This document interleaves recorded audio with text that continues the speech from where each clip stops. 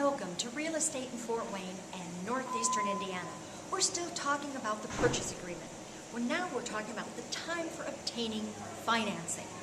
Basically, we say that we'll start the mortgage process in so many days, and then we'll probably have maybe 21 days in order to actually get a commitment from the lender. Section 7 is about closings. When do you want to close? An actual closing date of on or before a certain date.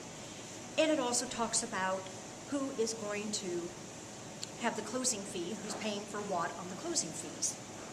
Possession. 99% of buyers now want possession at closing. That's a little difficult for the seller because they literally have to be out of the home and packed up by the time they come to closing to give you the keys.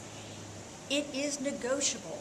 If it's possible, give people a couple of days after closing to be able to move out. Maintenance of the property, should the seller get a couple of days after closing, it also says how they are to maintain it. And casualty loss, who's responsible. Now we talk about the survey. We had talked about the survey in an earlier blog. We had interviewed Abin Marsh and just the importance of having a survey. Also talks about flood area. You can mark may or may not terminate the agreement if they find that the house is in a flood insurance area. Homeowner's insurance.